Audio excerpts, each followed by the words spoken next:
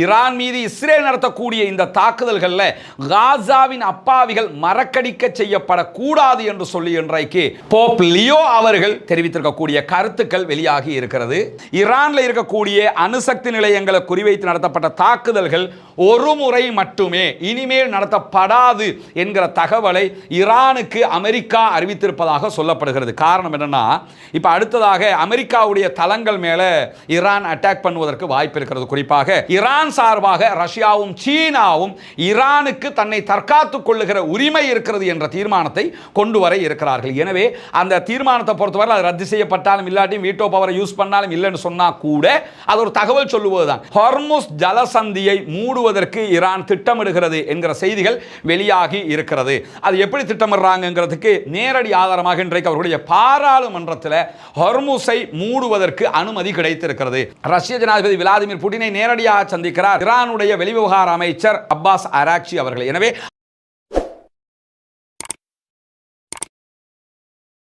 அன்பிற்கினிய சகோதர சகோதரிகளே, நம் அனைவர் மீதும் ஏக இறைவனுடைய அமைதியும் கருணையும் உண்டாகட்டுமாக. அஸ்ஸலாமு அலைக்கும் வரஹ்மத்துல்லாஹி வபரகாத்துஹு. பாலஸ்தீனத்தின் மீதான இஸ்ரேலிய ஆக்கிரமிப்பு இராணுவத்தினுடைய தாக்குதல்கள் அக்டோபர் 7, 2023 ஆண்டு ஆரம்பிக்கப்பட்டதில் இருந்து இன்றைய நாள் வரைக்கும் சுமார் 625 நாட்களாக யுத்தம் அகோரமாக நடந்து வருவது நமக்கெல்லாம் தெரியும். இதற்கிடையில ஒரு பக்கம் லெபனானுடனான ஹிஸ்புல்லாக்களுடனான சண்டை, மறுபக்கமாக ஹூதிகள் பாலஸ்தீனத்திற்கு ஆதரவாக வந்தார்கள், அவர்கள் மீதான தாக்குதல் என்று பல பக்க தாக்குதல்களையும் இஸ்ரேல் நடத்தினாலும் இவை அத்தனைக்கும் உறுதுணையாக அமெரிக்கா தான் இருக்கிறது. அமெரிக்கா இல்லாமல் இஸ்ரேலால் ஒன்றும் செய்ய முடியாது, ஈவன் ஒரு தலைமுடியை கூட புடுங்க முடியாதுங்கிறது உலகத்தில் அத்தனை பேருக்குமே தெரிந்த ஒன்றாக தற்போது மாறி இருக்கிறது. இன்னும் சொல்ல போனால் ஒரு 10-15 வருஷத்துக்கு முன்னாடியெல்லாம் இந்த மாதிரி காரியங்கள் நடக்கும்போது யாருக்கும் பெருசாக தெரிகிறதில்லை. ஏன்னா பத்திரிகை அடுத்த நாள் பிரிண்ட் ஆகி வரணும், அதில் வரக்கூடிய செய்திகள் தான், அதில் பத்திரிகை ஆசிரியர் எதை நினைக்கிறாரோ அதுதான் வெளியே வருங்கிற நிலை இருந்தது. ஆனால் இன்றைக்கு நிலைமை அப்படி இல்லை.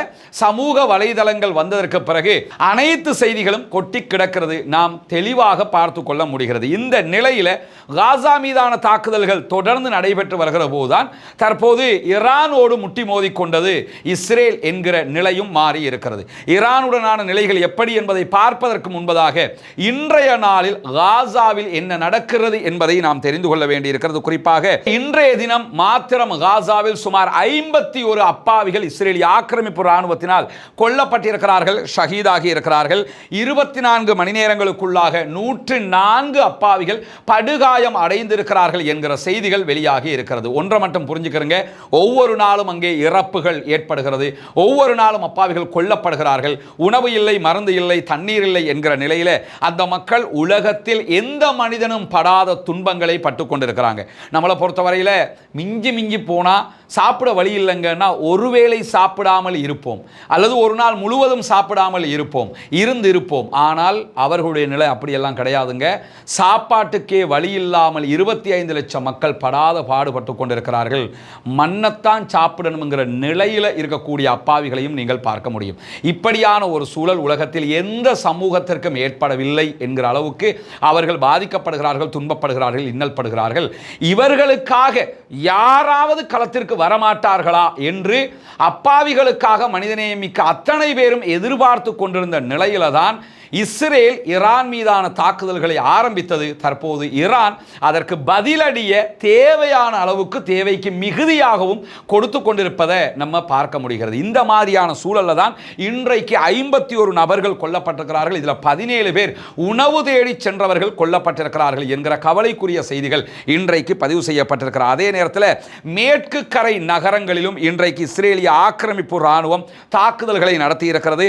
மேற்கு கரை பகுதிகளில் இதுவரைக்கும் 17 இடங்களில் அவங்க தாக்குதல்களை நடத்தி இருக்கிறார்கள், வெஸ்ட் பேங்க் பகுதிகளில் என்கிற காட்சிகளையும் நம்ம பார்க்க முடிகிறது. அதே நேரம் வெஸ்ட் பேங்க்ல இருக்கக்கூடிய மேற்கு கரை நகரங்களில் இருக்கக்கூடிய இஸ்ரேலுடைய செட்லர்ஸ், இஸ்ரேலிய குடியேறிகள், பலவந்தமாக பாலஸ்தீன இடங்களை பிடித்தவர்கள் மீதும் தொடர்ந்து தாக்குதல்களை நடத்துகிறது என்கிற செய்திகளும் ஆறுதலான செய்திகளாக இருக்கக்கூடிய நேரத்தில் தான் இன்றைய தினம் காசாவில் நடக்கக்கூடிய துன்பங்கள் உலக மக்கள் மறந்துவிடக் கூடாது. ஈரான் மீது இஸ்ரேல் இஸ்ரேல் நடத்தக்கூடிய இந்த தாக்குதல்களில் காசாவின் அப்பாவிகள் மறக்கடிக்க செய்யப்படக்கூடாது என்று சொல்லி இன்றைக்கு போப் லியோ அவர்கள் தெரிவித்திருக்கக்கூடிய கருத்துக்கள் வெளியாகி இருக்கிறது.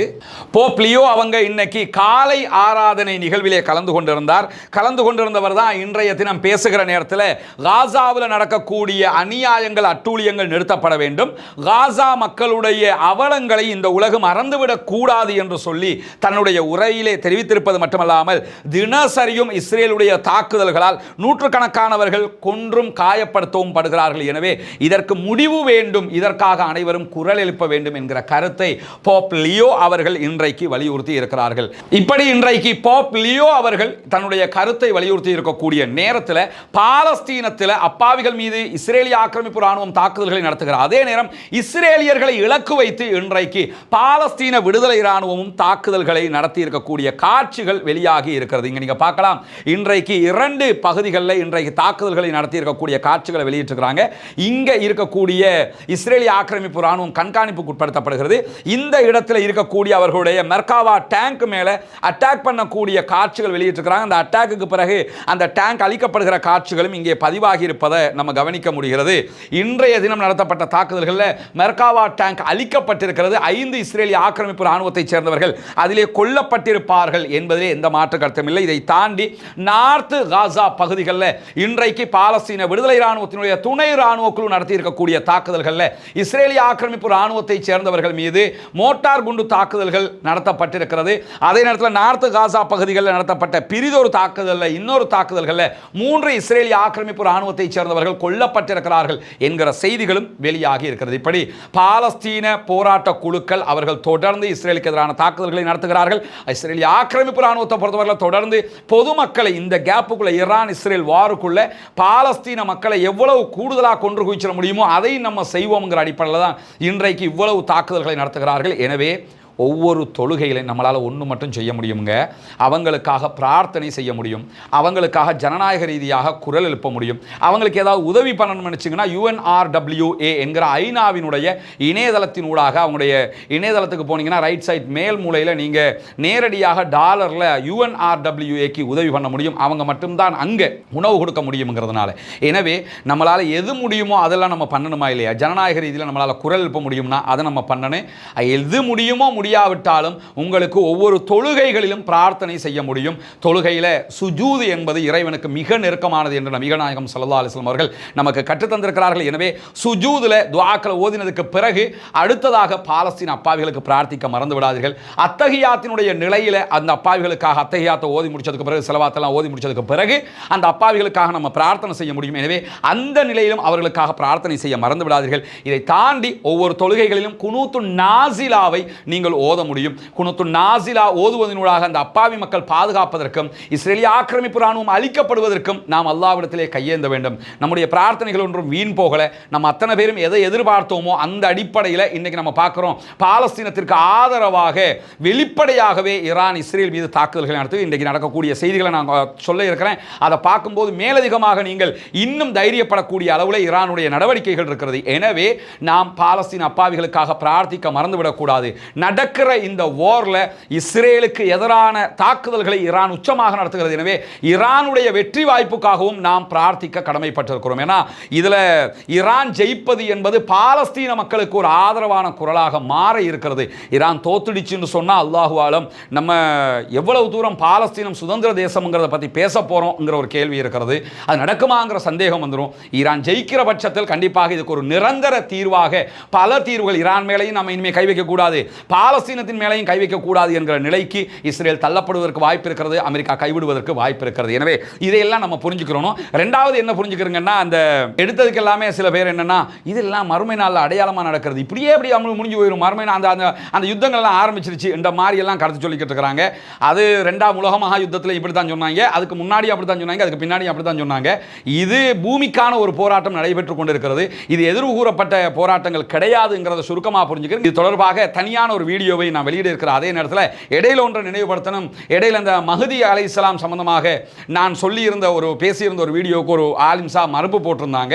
அதுக்கு நான் பதில் சொல்றதாக சொல்லியிருந்தேன். அதுக்குரிய நேர காலம் எனக்கு கிடைக்கவில்லை. இந்த பிஸிக்குள்ள இருக்கிறதுனால இதெல்லாம் முடியக்கல அல்லது இதுக்கு இடையில எப்படியாவது நம்ம அதுக்கு பதில் போடுவோம். அதெல்லாம் நான் மறக்கல, சகோதரர்களும் மறந்திருக்க மாட்டீங்க என்பதை நினைவூட்டிக் கொண்டு இன்றைக்கு ஈரான் தொடர்பாக வந்திருக்கக்கூடிய மிக முக்கியமான செய்திகள் அபாரமாக இருக்கிறது. குறிப்பாக ஈரான் பல விளையாட்டுக்களை இதனூடாக விளையாட முடியும் என்பது மிக தெளிவாக தெரிகிறது என்று இன்றைக்கு அமெரிக்காவை தளமாக கொண்ட பல ஏஜென்சிகளும் தகவல்களை வெளியிடுகிறார்கள். குறிப்பாக அவர்கள் விளையாட நினைக்கிற தகவல்களாக எதை நம்ம பார்க்கலாம் சொன்னா, முதல்ல ஈரான் அணு ஆயுத பரவல் தடை ஒப்பந்தத்திலிருந்து வெளியேறுவோம்னு சொல்லிக்கிட்டு இருக்கிறாங்க. கண்டிப்பாக வெளியேறுவதற்கான வாய்ப்பு, அதை தான் அவங்க எதிர்பார்த்துக்கிட்டு இருந்தாங்க. அதிலிருந்து வெளியேறுவதற்கான வாய்ப்பு இருக்கிறது. அதே நேரத்தில் அணுசக்தி நடவடிக்கைகளை அவர்கள் அபாரப்படுத்துவார்கள், அதிகரிப்பார்கள் என்கிற எண்ணப்பாடுகளும் தற்போது உருவாக்கப்பட்டிருக்கிறது. அதே நேரத்தில் IAEA என்கிற சர்வதேச அணுசக்தி தடுப்பு முகமையுடனான ஒத்துழைப்பின் அளவையும் அவர்கள் குறைக்கக்கூடும். இனிமே உங்களோடலாம் நாங்கள் போக முடியாது, நாங்கள் எங்க வேலையை பார்க்குறோம், நீங்க உங்க வேலையை பாருங்க என்று முடிவெடுக்கலாம். காரணம் என்னன்னு கேட்டா, இவர்கள் நினைக்கிற எதை செய்வாங்கன்னு நம்ம நினைக்கிறோமோ அந்த எதுலையுமே இஸ்ரேல் கண்ட்ரோல்ல கிடையாது. இஸ்ரேல் சர்வதேச அணுசக்தி தடுப்பு முகமையோடு ஒத்துழைப்பதில்லை. ஆனால் அணு ஆயுதத்தை வைத்துக் கொண்டிருக்கிறார்கள். எல்லாத்தையுமே வச்சுக்கிட்டு இருக்கிறாங்க. தயாரிக்க போறான்னு இவங்க மேல அட்டாக் பண்றாங்க, ஆனா அவங்க வச்சுக்கிட்டு இருக்கிறாங்க. எனவே நாங்களும் இனி இஸ்ரேலை போல தான் இருப்போம் என்கிற ஒரு நிலைக்கு ஈரான் முடிவெடுக்க கூடும் என்று நம்பப்படுகிற அதே நேரத்தில் வால் ஸ்ட்ரீட் ஜேர்னல் சற்று நேரத்துக்கு முன்பதாக ஒரு செய்தியை வெளியிட்டிருக்கிறாங்க. அதுல வால் ஸ்ட்ரீட் ஜேர்னல் வெளியிட்டிருக்கக்கூடிய ஒரு தகவல் என்னன்னு சொன்னா, ஈரான்ல இருக்கக்கூடிய அணுசக்தி நிலையங்களை குறிவைத்து நடத்தப்பட்ட தாக்குதல்கள் ஒரு முறை மட்டுமே, இனிமேல் நடத்தப்படாது என்கிற தகவலை ஈரானுக்கு அமெரிக்கா அறிவித்திருப்பதாக சொல்லப்படுகிறது. காரணம் என்னன்னா, இப்ப அடுத்ததாக அமெரிக்காவுடைய தளங்கள் மேல ஈரான் அட்டாக் பண்ணுவதற்கு வாய்ப்பு இருக்கிறது. குறிப்பாக பஹ்ரைனுடைய தளம் இலக்கு வைக்கப்படுவதற்கான வாய்ப்பு இருப்பதாக நம்பப்படுகிறது. அபிஷியலா ஈரான் எதையுமே அறிவிக்கல, ஆனா சில ஊடகங்கள் பஹ்ரைன் மேல அட்டாக் பண்ண போறாங்க, முடிவெடுத்துட்டாங்கன்னு சொல்றாங்க. எந்த முடிவுகளையுமே ஈரான் அப்படி எடுக்கல. ஆனா பஹ்ரைன் மேல அவங்க அட்டாக் பண்ணுவதற்கான வாய்ப்பு இருக்கு. முதலாவது கத்தாருக்கு போக வாய்ப்பு இல்லை.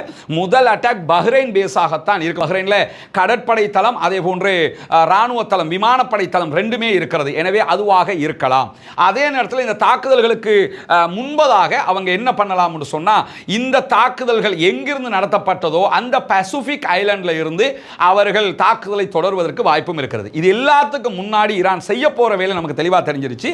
இன்றைக்கு இரவு, அதாவது நமக்கு இரவு, அவங்களுக்கு காலையாகிற நேரம் ஜெனீவாவில் அவசர ஐநா சபையினுடைய செக்யூரிட்டி கவுன்சில் கூடுகிறது. செக்யூரிட்டி கவுன்சிலில் 5 நிரந்தர உறுப்பினர்கள் இருக்கிறார்கள். அமெரிக்கா, பிரித்தானியா இருக்கிறது, பிரான்ஸ் இருக்கிறது, சீனா, ரஷ்யா இருக்கிறது. இந்த 5 நிரந்தர உறுப்பினர்களை தாண்டி 14 தேர்வு செய்யப்பட்ட நாடுகள் இருக்கிறது. அல்ஜீரியா அதற்கு தலைமை தாங்குகிறது. எனவே இந்த அனைத்து நாடுகளும் சேர்ந்து இன்றைக்கு நைட்டு என்ன பண்றாங்க, இன்றைக்கு நம்ம நாட்டு கணக்குப்படி நைட்டு காலை ஆகிற நேரத்தில் செக்யூரிட்டி கவுன்சில் கூடுகிறது. அந்த செக்யூரிட்டி கவுன்சிலில் ஈரான் சார்பாக ரஷ்யாவும் சீனாவும் ஈரானுக்கு தன்னை தற்காத்துக் கொள்ளுகிற உரிமை இருக்கிறது என்ற தீர்மானத்தை கொண்டு வர இருக்கிறார்கள். எனவே அந்த தீர்மானத்தை பொறுத்தவரை அது ரத்து செய்யப்பட்டாலும் இல்லாட்டியும் வீட்டோ பவரை யூஸ் பண்ணாலும் இல்லைன்னு சொன்னா கூட அது ஒரு தகவல் சொல்லுவதுதான். ராஜ்யதந்திர ரீதியாக எங்களை தற்காத்துக் கொள்ளுகிற உரிமை இருக்கிறது என்பதை முதலில் அவர்கள் நிறுவுகிறார்கள். அதற்கு பிறகுதான் அவர்கள் தாக்குதலை நோக்கி நகருவதற்கான வாய்ப்பு இருக்கிறது. இஸ்ரேல் மேலேயும் அப்படித்தானே அட்டாக் பண்ணாங்க. உடனே அவங்க களத்துக்கு வரல, டைம் எடுத்தாங்க. ராஜதந்திர ரீதியில் அணுகிட்டு தான் மற்றதுக்கு வருவாங்க. நான் ஃபர்ஸ்ட்டுக்கு சேஃப் கார்டு பண்ணிட்டு அடுத்தடுத்துக்கு அவங்க வருவாங்க. அந்த அடிப்படையில் ஐநாவினுடைய செக்யூரிட்டி கவுன்சிலில் ஈரான் சார்பாக ரஷ்யாவும் சீனாவும் தீர்மானங்களை கொண்டு வர இருக்கிறது. அதை தாண்டி அதற்கு பிறகு ஈரான் இஸ்ரேல் மேல அட்டாக் பண்ணுகிற விதமாகவே அமெரிக்கா மேல அட்டாக் பண்ண வாய்ப்பு இருக்கிறது. அதை தடுக்கும் விதமாகத்தான் அமெரிக்கா என்ன பண்றாங்கன்னு சொன்னா, உடனடியாக நாங்க உங்க மேல அட்டாக் பண்ணது ஒன் டைம் மட்டும்தான், உங்க ஆட்சியை கவிழ்க்கிறது எங்க நோக்கம் இல்லை, உங்க நாட்டை பிடிக்கிறது எங்க நோக்கம் இல்லை, ஒன் டைம் அட்டாக் பண்ணிட்டு போறதுக்கு தான் நாங்க வந்து நியூக்ளியர் சைட் மட்டும் தான் எங்களுடைய தேவையாக இருந்தது என்று சொல்லி இன்றைக்கு அவர்கள் அறிவிப்பு விடுத்திருக்கக்கூடிய நேரத்தில் இந்த தாக்குதல் 2 வாரத்தில் தான் இப்படி வரும் என்று எதிர்பார்த்த நேரத்தில் எப்படி 2 நாள்ல அட்டாக் பண்ணினீங்க என்கிற கேள்விக்கு இன்றைக்கு வால் ஸ்ட்ரீட் ஜேர்னல் பதிலளித்திருக்கிறது. அதில் நம்ம பார்த்தோம்னா, சனிக்கிழமை நியூ ஜெர்சியில் நடைபெற்ற ஒரு சந்திப்பில் ட்ரம்ப் என்ன பண்ணிருக்கிறார்னா, உடனடியாக தாக்குதல் நடத்துங்கன்னு உத்தரவிட்டாரு. அந்த அடிப்படையில் தான் தாக்குதல்கள் நடத்தப்பட்டது என்று சொல்லியிருக்கிறார்கள். ஆனா ஒன்று, இப்படி அட்டாக் பண்ண போறாங்கிறத 2 நாளைக்கு முன்னாடியே அமெரிக்காவினுடைய உளவுத்துறை என்ன முடிவெடுக்கிறது என்பதை ஈரான் கண்காணித்து கண்காணித்திருக்கிறது என்பது தெரிகிறது. அதனால தான் எல்லாத்தையும் இடமாற்றம் பண்ணிட்டாங்க, சேவ் பண்ணிட்டாங்கிறதும் நம்ம புரிந்து கொள்ள முடிகிறது. எனவே ஈரானுடைய பதிலடி தாக்குதல்கள் கொடுக்கப்படுவதற்கான வாய்ப்பு இருக்கிறது. முதலில் ராஜதந்திர ரீதியாக, இரண்டாவது தாக்குதல். அப்படி தாக்குதல் என்று வந்துவிட்டால் அவர்கள் பஹ்ரைனுக்கும் பசிபிக் ஐலாண்டுக்கும் தான் முதலில் தாக்குதல் நடத்துவார்கள். இரண்டாம் கட்ட தாக்குதல்களை பொறுத்தவரையில் இன்றைக்கு வெளியாகி இருக்கக்கூடிய இன்னும் ஒரு முக்கியமான விவகாரம் என்னன்னா, ஹார்முஸ் ஜலசந்தியை மூடுவதற்கு ஈரான் திட்டமிடுகிறது என்கிற செய்திகள் வெளியாகி இருக்கிறது. அது எப்படி திட்டமிடுறாங்கிறதுக்கு நேரடி ஆதாரமாக இன்றைக்கு அவர்களுடைய பாராளுமன்றத்தில் ஹார்முஸை மூடுவதற்கு அனுமதி கிடைத்திருக்கிறது. ஹார்முஸ் ஜலசந்தி என்ன, அதனுடைய முக்கியத்துவம் என்ன, அந்த முக்கியத்துவத்தை எப்படி ஈரான் பயன்படுத்த போகிறது என்பதை பற்றியெல்லாம் தனியான ஒரு வீடியோ ரஸ்மின் டாக்ஸ் என்கிற நம்முடைய யூடியூப் சேனலில் போட்டிருக்கிறோம். பார்க்கா சகோதரர்கள் அதை பாருங்க, உங்களுக்கு ஹார்முஸை பற்றிய முழுமையான தெளிவுகள் வரும். நம்முடைய ரஸ்மின் மேசி என்கிற ஃபேஸ்புக் தளத்தில் இன்றைக்கு தனியாக அந்த வீடியோவை ஏற்றி இருக்கிறோம். அதிலே நீங்க பார்த்துக்கொள்ள முடியும் எவ்வளவு முக்கியமானது ஹார்முஸ்ங்கிறது. ஈரானுக்கு மட்டுமில்லை, சர்வதேச உலகத்திற்கு, உலகத்தில் இருக்கக்கூடிய எண்ணெய் வியாபாரத்தில் 5 1 மடங்கு 20% பிசினஸ் அங்கதான் நடந்துகிட்டு இருக்குது.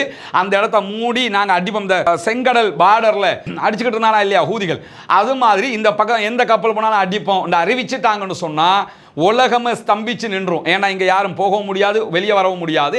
அடுத்ததாக இவங்க அடிப்போம் அறிவிச்சிட்டாலே ஹூதிகள் அதே அறிவிப்பை செஞ்சிருவாங்க. எனவே செங்கடலும் மூடப்பட்டுவிடும். இது கொரோனா வந்த நேரத்தில் உலகமே ஸ்தம்பிச்சதை விட பல பல பல பல மடங்கு உச்சமான ஒரு ஸ்தம்பித்தலாக மாறிவிடும். எனவே அது நடந்துடக்கூடாதுன்னு அமெரிக்கா பயப்படுறாங்கிறது தெளிவாக தெரியுது. இன்றைக்கு அவர்களுடைய துணை ஜனாதிபதி வான்ஸ் சொல்லுகிற நேரத்தில் ஈரான் அப்படி ஒரு காரியத்தை செய்தால் அது தற்கொலைக்கு நிகரானது அப்படிங்கிறாங்க. யாருக்கு தற்கொலைங்கிறத மூடினா தான் தெரியும். ஏற்கனவே இது புதுசு கிடையாது. ஈரானுக்கு பலமுறை இதே மாதிரி மூடி இருக்கிறாங்க. அப்பொன்னும் கிழிச்சது கிடையாது அமெரிக்கா. அதே நிலை தற்போது ஏற்படுவதற்கான வாய்ப்புகள் இருக்கிறது. எனவே இது இரண்டாம் கட்டமாகவோ முதல் கட்டமாகவோ ஒன்றோ அவங்க அட்டாக் பண்ணுவாங்க, இல்லைன்னா ஹார்முஸை மூடுவாங்க. ரெண்டுல எதை செய்தாலும் அது மிகப்பெரிய பாதிப்பாக மாறப்போகிறது என்பதையும் நம்ம புரிந்து கொள்ளுகிற அதே நேரத்தில் இந்த ஹார்முஸை மூடுகிற தீர்மானம் பாராளுமன்றம் எடுத்துவிட்டது. அதற்கு அடுத்ததாக சுப்ரீம் கவுன்சில் அவர்களுடைய முடிவை அங்கீகரிக்க வேண்டும். அதற்கு பிறகு சுப்ரீம் லீடர் ஆயத்துல்லா அலி காமனி தான் அந்த முடிவை எடுக்க வேண்டும் என்பதுதான் அவருடைய செயல்பாட்டு திட்டமாக இருக்கிறது. என்ன முடிவு ஆயத்துல்லா அலி காமனி எடுக்க போகிறார் என்பதையும் நம்ம தான் பொறுத்திருந்து பார்க்க முடியும். அதே நேரத்தில் இன்றைக்கு ஃபாஸ்ட் நியூஸ் ஏஜென்சி வெளியிட்டிருக்கக்கூடிய ஒரு செய்தியில் இஸ்ரேலுக்கு எதிராக திடீர் நடவடிக்கைகளை ஈரான் எடுக்கக்கூடும் என்கிற எச்சரிக்கை வந்திருக்கிறது. இப்போ அடிக்கிறதே திடீர் நடவடிக்கை தான், ஆனால் அதை விட உச்சமான திடீர் நடவடிக்கைகளை அவர்கள் எடுக்கக்கூடும். அமெரிக்காவினுடைய எல்லா தளங்களையும் ஈரான் கண்காணித்து வருகிறது. ஆனால் இஸ்ரேல் மீது அவர்கள் உச்சமாக தாக்குதல்களை நடத்தக்கூடும். என ஒவ்வொரு நாளும் வித்தியாசமான ஏவுகணை அட்டாக் பண்றதுனால இந்த தாக்குதல்கள் அவர்களுக்கு ஒரு ஷாக் ட்ரீட்மெண்டாக இருக்கிற அதே நேரத்தில் இந்த தாக்குதல்களின் போது ஈரான் அமெரிக்காவுக்கு தாக்க போகிறதா அல்லது சைப்ரஸ் மீது அட்டாக் பண்ண போகிறதா என்கிற கேள்விகளும் எழுந்து கொண்டிருக்கிறது. காரணம் என்னன்னா, இப்ப இந்த இஸ்ரேலுடைய தாக்குதல் நடவடிக்கைகள் எல்லாம் இருக்குதா இல்லையா, இந்த தாக்குதல்களை பொறுத்தவரை அவங்க இஸ்ரேலுக்கு உள்ள இருந்து பொட்ட பயலுவோ வந்து தாக்குதல் நடத்தல. இஸ்ரேலுக்குள்ள இருந்து அவருடைய தாக்குதல் விமானம் அது இது எல்லாத்தையும் ஓரமாக்கிட்டாங்க. நமக்கு அதெல்லாம் தெரியும். எங்க இருந்து அட்டாக் பண்றாங்கன்னா, சைப்ரஸ்ல இருக்கக்கூடிய இஸ்ரேலுடைய பேஸ் இருக்குது. அந்த பேஸ்ல இருந்து தான் ஈரான் மேல அட்டாக் பண்றாங்க. அப்படி இருக்கும்போது ஈரான் அடுத்ததாக இஸ்ரேலுக்கு அடிக்கிற அதே நேரம் இஸ்ரேலுடைய சைப்ரஸ் பேஸ் மேலையும் அட்டாக் பண்ண வாய்ப்பு இருக்கிறது. அப்படி அட்டாக் பண்ணினாங்கன்னா சைப்ரஸ் அதுக்குள்ள வர்றதுக்கு வாய்ப்பு இருக்கு, வரவும் முடியாது. சைப்ரஸ்க்கு அந்த பலம் எல்லாம் கிடையாது. அப்படி இருந்தாலும் வரமாட்டாங்க. என்ன காரணம்னு கேட்டா, சைப்ரஸ்க்கு அவங்க அட்டாக் பண்ணல, இஸ்ரேலுடைய சைப்ரஸ் பேஸ் மேல தான் அட்டாக் பண்றாங்கன்ற அர்த்தம். அந்த செய்திகளும் இன்றைக்கு வெளியாகி இருக்கக்கூடிய நேரத்தில் ஈரானுக்கு நாடுகள் சில அணு ஆயுதங்களை நேரடியாகவே கொடுக்கக்கூடும் என்கிற செய்திகள் இன்றைக்கு வெளியாகி இருக்கிறது. அது எந்த நாடு கொடுக்கலாம்ங்கிறத தெளிவாகவே நம்ம புரியலாம். குறிப்பாக இந்த தகவலை சொல்றது யாரும் கிடையாது, ரஷ்யாவினுடைய முன்னாள் ஜனாதிபதியும் ரஷ்ய பாதுகாப்பு கவுன்சிலுடைய துணை தலைவருமாக இருக்கக்கூடிய டிமிட்ரி மெட்வெடேவ் அவர்கள் தான் இந்த கருத்தை சொல்லியிருக்கிறார். டிமிட்ரியை பொறுத்தவரை ரஷ்யாவின் விளாடிமிர் புட்டினுக்கு முன்னாடி ஜனாதிபதியாக இருந்தவர். இப்போ அவர் ரஷ்யாவினுடைய பாதுகாப்பு கவுன்சிலுடைய துணை தலைவர் இருக்கிறாரு. அவர் தான் இன்னைக்கு இந்த தகவலை சொல்லியிருக்கிறாருன்னு கேட்டா, பல நாடுகள் ஈரானுக்கு அணு ஆயுதங்களை டைரக்டாவே கொடுத்துடக்கூடும். உங்களுக்கு த்ரெட்டன் இருக்குது, இந்த நீங்க வச்சுக்கிறீங்கன்னு கொடுத்துறாங்க. ரஷ்யா அவங்கள்ட்ட அணு ஆயுதம் இருக்குது, அதை தூக்கி கொடுப்பதற்கு வாய்ப்பு இருக்கு. எங்களுக்கு சாதகமான ஒரு நாடு, அவங்க மேல அட்டாக் பண்ணிக்கிட்டே இருக்கிறாங்க, நீங்க அணு ஆயுதத்தை செய்யறதுக்கு முன்னாடி உங்களுக்கு தந்துடுறோம் வச்சுக்க, அதுக்கப்புறம் நீ செஞ்சிக்க, இப்படி கொடுக்க வாய்ப்பு இருக்கிறது.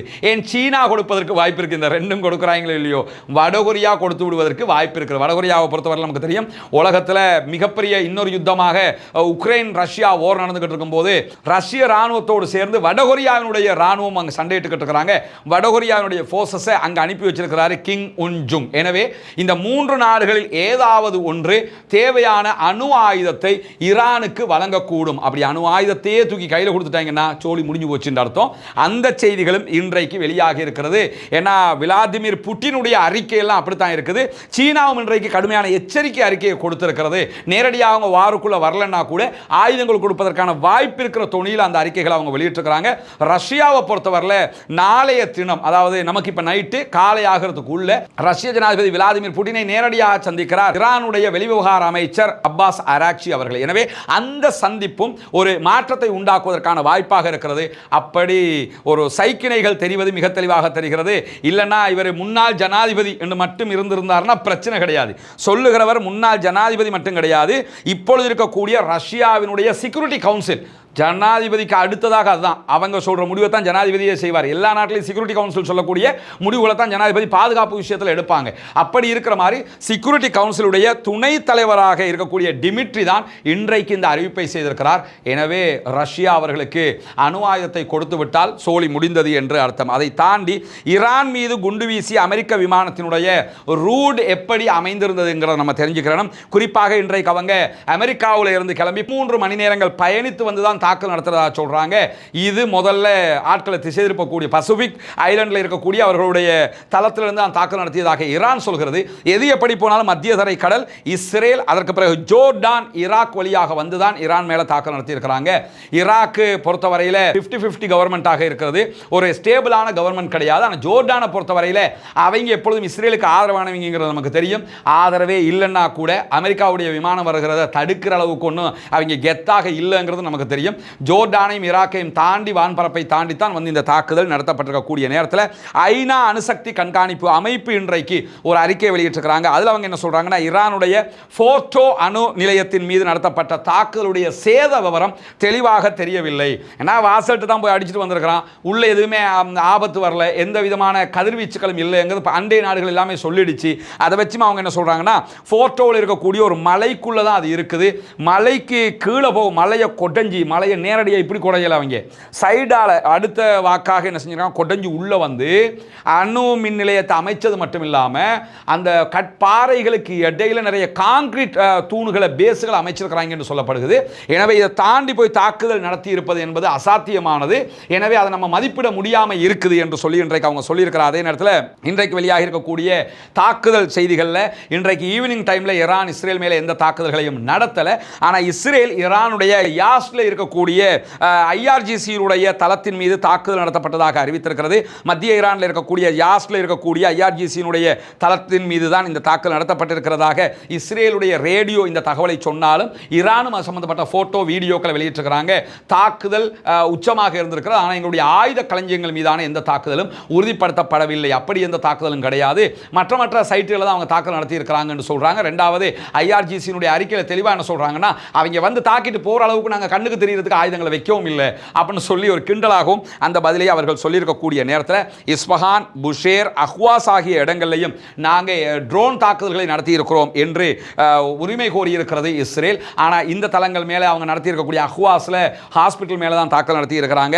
புஷேரில் அவங்க தாக்கல் நடத்தி இருக்கிறாங்க. இதெல்லாம் காலையிலே கூட ஈரான் மிக தெளிவாக எங்கள் மேலே அட்டாக் நடந்திருக்கிறது என்கிற செய்திகளையும் சொல்லி இருக்கக்கூடிய காட்சிகள் வெளியாகி இருக்கிறது. எனவே இன்றைக்கு இரவு என்ன நடக்கப் போகிறது என்பதை நாம் பொறுத்திருந்து பார்க்க வேண்டும். சில நேரங்களில் இந்த வீடியோ நீங்கள் பார்க்கறதுக்குள்ளாக கூட தாக்குதல்களை ஈரான் நடத்தியிருக்கலாம். எது நடந்தாலும் உடனுக்குடன் செய்திகளை எதிர்பார்த்து காத்திருங்கள். உண்மையான செய்திகளை முடிந்த வரைக்கும் உடனுக்குடன் கொண்டு வந்து தருவதற்கு நாம் முயற்சிகளை செய்து கொண்டிருக்கிறோம். பாலஸ்தீனம் வெற்றி பெற வேண்டும், பாலஸ்தீனம் சுதந்திரம் அடைய வேண்டும், பாலஸ்தீன அப்பாவிகளும் நம்மை போன்ற நிம்மதியானவர்களாக மாற வேண்டும், வாழ வேண்டும் என்கிற உயரிய பிரார்த்தனைகளோடு நடந்து வருகிற இந்த அநியாய யுத்தத்தை செய்கிற இஸ்ரேலுக்கு எதிராக குனுத்து நாசிலாவை ஓத மறந்து விடாதீர்கள் சகோதரர்களே, நண்பர்களே, தாய்மார்களே என்கிற கோரிக்கைகளோடு ஜனநாயக ரீதியாக எப்போதும் குரல் எழுப்புவோமாக. பாலஸ்தீன அப்பாவிகளுக்காக, உலகத்தில் யார் பாதிக்கப்பட்டாலும் அவர்களுக்காகவும் ஜனநாயக ரீதியாக எப்போதும் குரல் எழுப்புவோமாக என்கிற கோரிக்கைகளோடு தீவிரவாதம் ஒழிய வேண்டும், பயங்கரவாதம் இல்லாதொழிக்கப்பட வேண்டும், தீவிரவாதம் ஒழிந்து பயங்கரவாதம் இல்லாதொழிக்கப்பட்ட அமைதியான பூவுலகு திரும்ப அனைவரும் அல்லாஹ்விடத்திலே பிரார்த்திப்போமாக. வாஹர்தா வானா அல்ஹம்துலில்லாஹி ரப்பில் ஆலமீன்.